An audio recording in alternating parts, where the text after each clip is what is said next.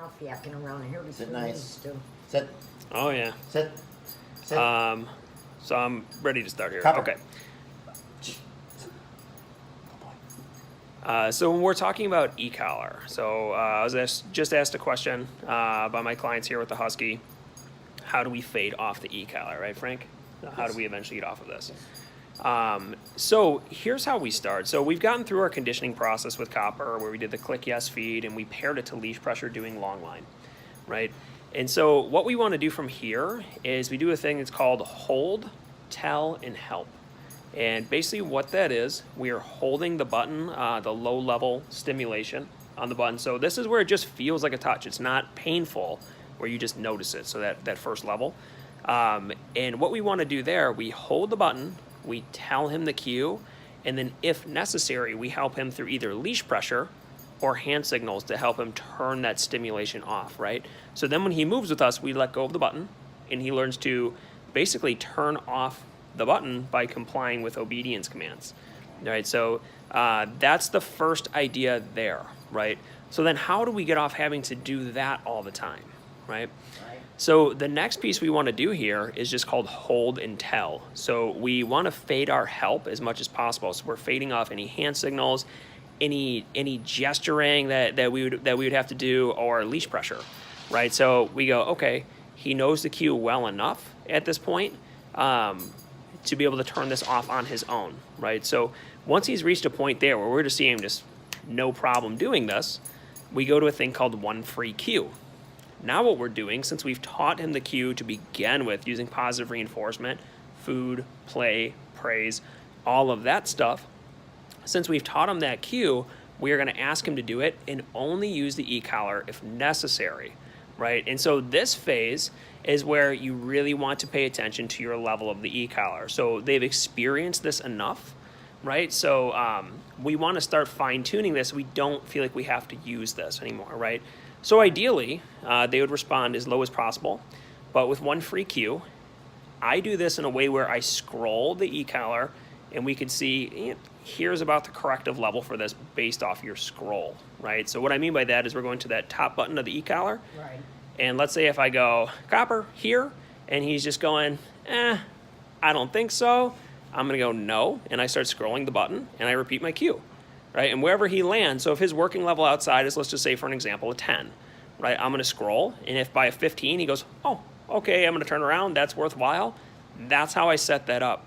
So it's one free cue, and we'll only use the e-collar if necessary. So that's my process with that. Okay. And it allows us to fade off it because he's gonna understand, Yeah. okay, it'll go high enough now too if I decide to blow that off. Yeah, but you might have to do different levels for different commands, right? Not necessarily. It's gonna be based off distraction level.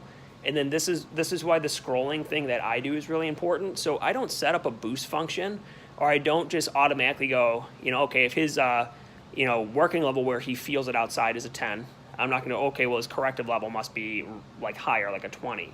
So scrolling allows you to find that's about the perfect spot. So I like to do that. I'll teach you how I do that.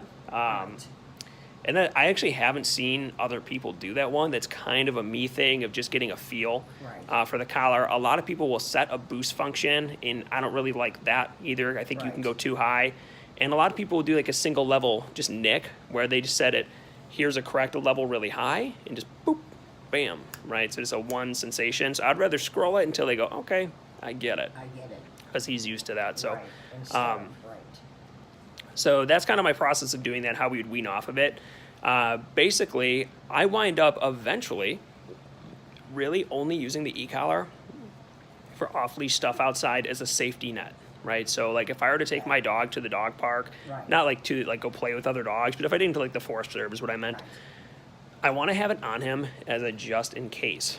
And, I will say it's somewhat of a management solution that they are responding to you, even without the use of it. But, just for... So when you're out there, Tim, and your dog sees something else, and you do that, but does it totally stop him to... Yeah, so if he were going to go take off after that, the e-collar would be able, I would be able to get him back without a leash. Right, so and this is what all the conditioning is for it. Right. So when we come down to something like that, the only times my dog may not respond, and dogs in general, is if they are so into a sniff that they're like not even hearing you, Right. right? So then I may use the e-collar low to be like, hey, kind of tap, tap, tap on the shoulder. I exist, and then I would cue them. So I try to snap them out of that state of mind, Right. with just some sensation. So I'm not using it high. I'm just going, hey, Right, hi, I right. exist. It's like picture like a Over really here. long, hand that goes up and goes doo-doo-doo, like something you would Right. see in the Looney Tunes, right? It's like Yeah. something I think about, right?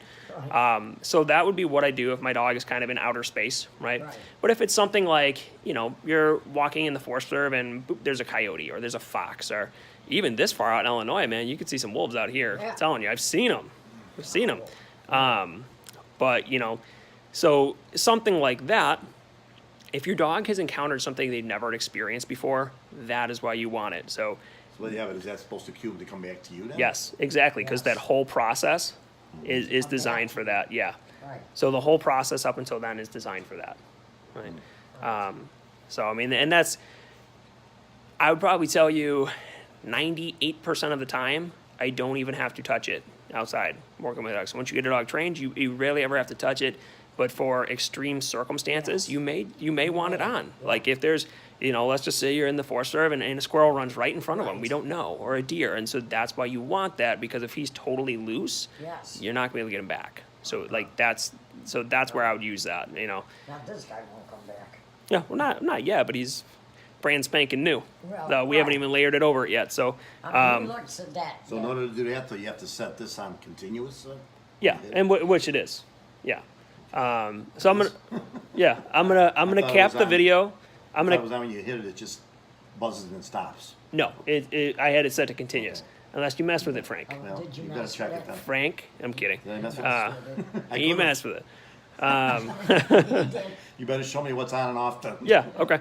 So anyways, I'm gonna cap the video there, and then I'll put this up for you guys. Okay. And then you can go back and watch.